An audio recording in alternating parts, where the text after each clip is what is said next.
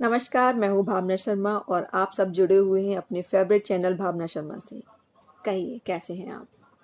आज हम बात करेंगे विश्वामित्र जी जो कि जन्म से क्षत्रिय थे, लेकिन उन्होंने फिर भी अपने तपोबल से, मेहनत से एक जो पुराने समय में केवल ब्राह्मण को ही यह अधिकार होता था कि वो शिक्षा दूसरों को दे। केवल ब्राह्मण ही, क्षत्रियों का काम था केवल वो उनको बस शस्त्र चलाने आते थे, उनको केवल शस्त्र का ही ज्ञान दिया जाता था। 4 वर्गों में ये पूरा समाज बटा हुआ था और जो व्यापार वगैरह के लिए थे वो वैश्य, जो आजकल बनिए बोले जाते हैं, उनमें काफ़ी वैराइटीज़ अब मिल जाती हैं, और शूद्र जो सफाई वगैरह जो और भी जो नीचे तबके के काम करे जाते थे वो सारे वो लोग करते थे। सबसे ऊंचे जो माने जाते थे वो ब्राह्मण माने जाते थे, सेकंड नंबर पर वैश्य माने जाते थे, थर्ड नंबर पर क्षत्रिय और फोर्थ नंबर पर शूद्र।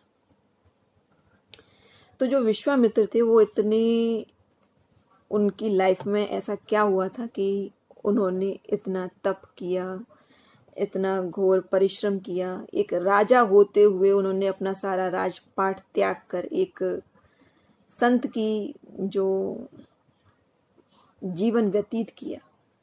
चलिए जानते हैं। जो गुरु विश्वामित्र थे वो जन्म से क्षत्रिय थे और एक राजा के रूप में कार्यरत थे। उनका जो जो जिससे उनको जाना जाता था उनका नाम था कौशिकी। कौशिकी नाम से वो राजा राज करते थे और बड़े ही अच्छे, दयालु और अपनी प्रजा का ध्यान रखने वाले राजा थे। और वो समय समय पर भ्रमण के लिए भी जाते थे कि प्रजा को कोई दुख तो नहीं है, जिससे उनको पता चले। फेस टू फेस मिलने के लिए जाते थे। तो एक दिन वो ऐसे ही जा रहे थे अपनी सेना को लेकर, लोगों से मिलने के लिए अपनी प्रदेश में घूम रहे थे। तो वहाँ पर वो जब जा रहे थे तो वो काफ़ी चल लिए थे, तो उसके बाद उनको एक जगह काफ़ी प्रजा उनकी जो थी वो थक गई थी, जो उनकी सेना थी।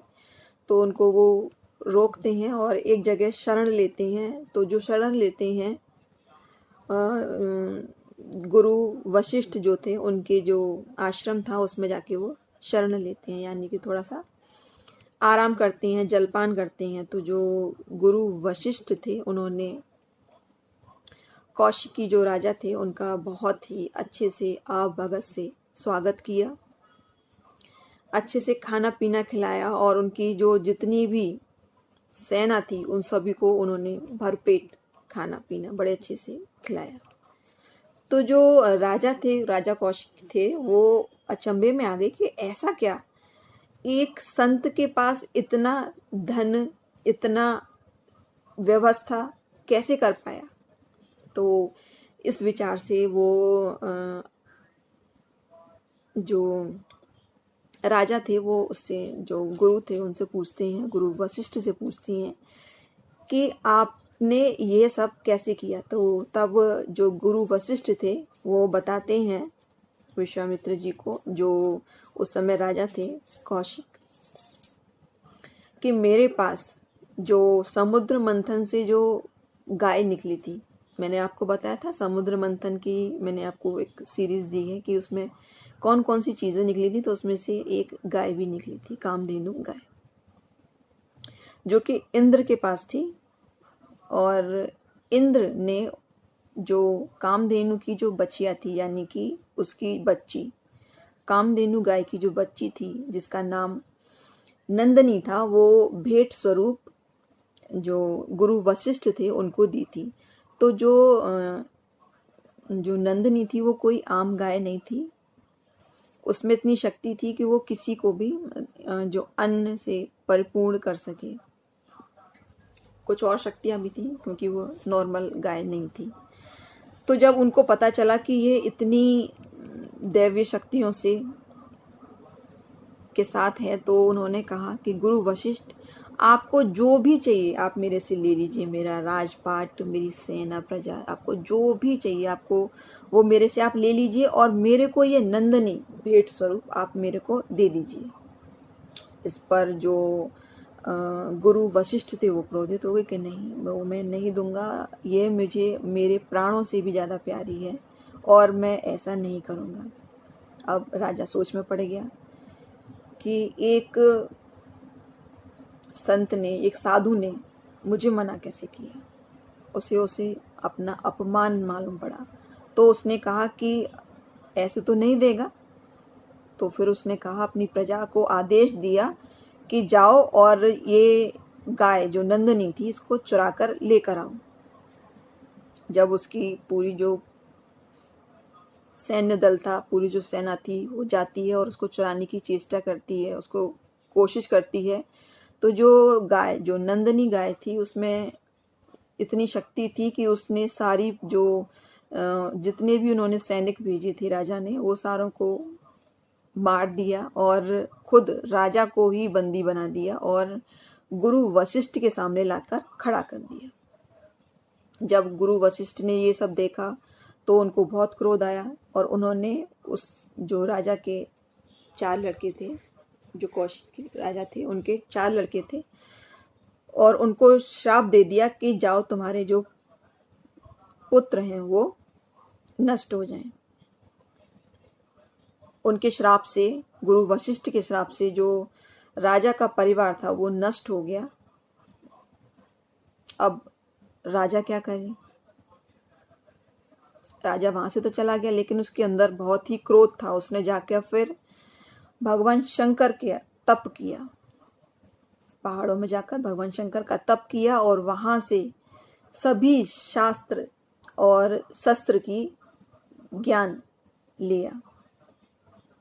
जब वहां उन्होंने पूरी विद्या अपनी कंप्लीट कर ली, वो फिर आते हैं गुरु वशिष्ठ के पास और फिर से जो उनके पुत्रों की हत्या हुई थी उसका बदला लेते हैं।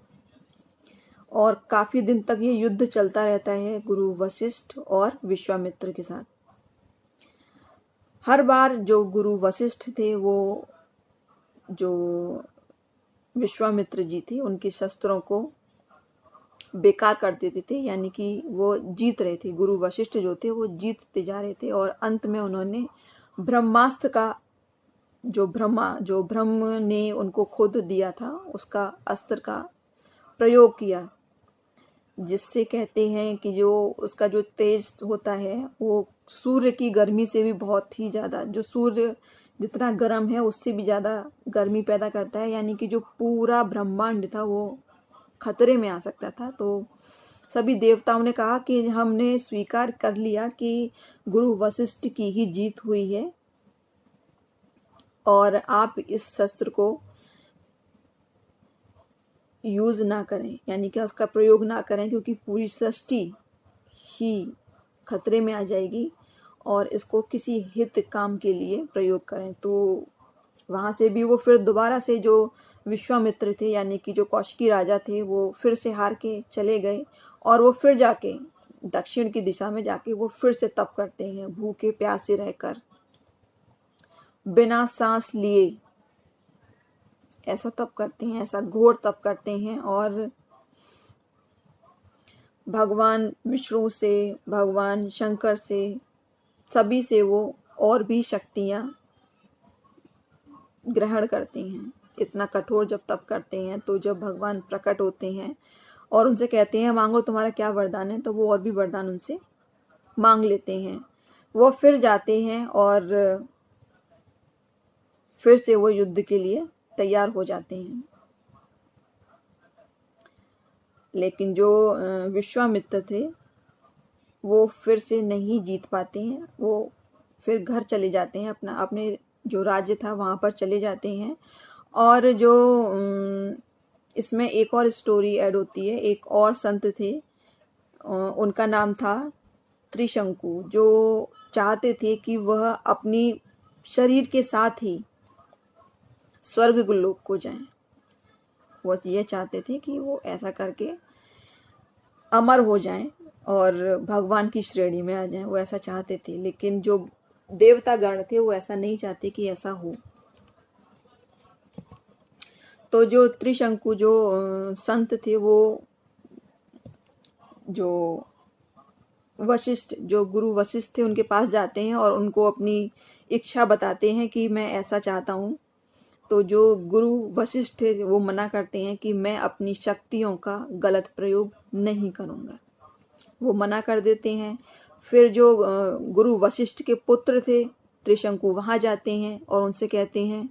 तो जो गुरु वशिष्ठ के पुत्र थे वो, उनको पता चलता है कि ये पहले हमसे पहले हमारे पिताजी के पास गए थे और उन्होंने भी जब मना कर दिया था तो ये हमारे पास आए हैं। तब वो उनको चांडाल कहते हैं, त्रिशंकु को चांडाल कह के उनको वहाँ से भगा देते हैं, उनका अपमान करते हैं और उनको वहाँ से भगा देते हैं। इसके बाद जो त्रिशंकु थे वो विश्वामित्र जी के पास जाते हैं, क्योंकि उनको पता था कि ये जो गुरु वशिष्ठ हैं उनकी और इनकी दोनों की बहुत घमासान चल रही है, लेकिन वो शायद मेरी हेल्प कर पाएंगे, थोड़ी सी सहायता दे पाएंगे और मैं स्वर्ग लोक को पूरे शरीर के साथ वहाँ जा सकता हूँ। तो जब वो विश्वामित्र जी के पास जाते हैं त्रिशंकु, तो वो राजी हो जाते हैं कि हाँ ठीक है, मैं आपको वचन देता हूँ कि मैं आपको आपके शरीर के साथ स्वर्ग में पहुंचाऊंगा। अब उन्होंने वचन दे दिया। वो उसके लिए यज्ञ हवन करते हैं, देवताओं का आह्वान भी करते हैं और जो गुरु वशिष्ठ थे उनके पुत्रों को भी इसमें बुलाते हैं, लेकिन वो नहीं जाते हैं वहां पर और देवता गण भी वहां पर नहीं पहुंचते हैं, क्योंकि उनको पता था अगर वहां पे जाएंगे कि भाई चीज तो गलत ही हो रही है, वह भी एक देवता के रूप में वहां पर विराजमान हो जाएंगे। तो देवतागण भी नहीं वहां पर गए, कोई नहीं पहुंचा वहां पर।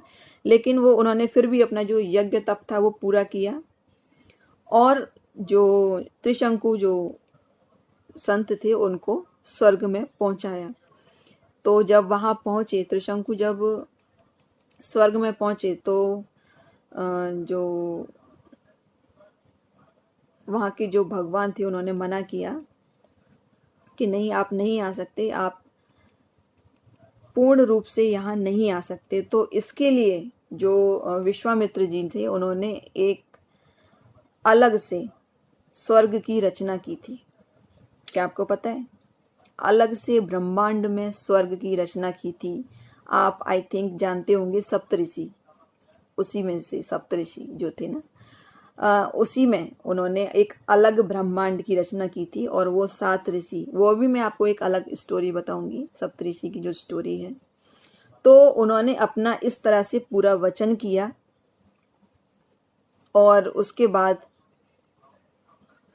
उन्होंने देवताओं से कहा कि मुझे पता है कि ऐसा करना सही नहीं है, ये नियमों के खिलाफ है, लेकिन जो मैंने वचन दिया है मैंने केवल अपने वचन का पालन किया है और उनके लिए एक अलग स्वर्ग बना दिया है। जो त्रिशंकु थे उनके लिए एक अलग स्वर्ग बना दिया है, आपको भी कोई तकलीफ नहीं होगी और मेरा जो वचन है वो भी पूरा हो गया। इससे सभी देवता गण जो थे वो प्रसन्न हो गए और बाद में जो विश्वामित्र जी थे उन्होंने ब्रह्मा जी से ज्ञान प्राप्त किया और ओम का जो उच्चारण था, जो उसकी शक्तियां थी, वो उन्होंने ग्रहण की और बाद में उसके बाद उनको विश्वामित्र जी को राजश्री का उपाधि भी मिली थी। तो इस तरह उन्होंने अपने पूर्ण जीवन में इतना परिश्रम किया केवल अपनी एक इच्छा को पाने के लिए। तो आप क्यों नहीं पा सकते? आप भी ऐसे ही जब किसी चीज को मन से करेंगे तो जरूर आगे आएंगे। और मैं हूं ना आप सभी का साथ देने के लिए। आपको कोई भी परेशानी हो, आपको कोई भी तकलीफ हो, आप उसका निवारण मेरे से पूछ सकते हैं, मुझे कमेंट करके बता सकते हैं। फिर मिलते हैं एक नई स्टोरी के साथ, तब तक के लिए नमस्कार।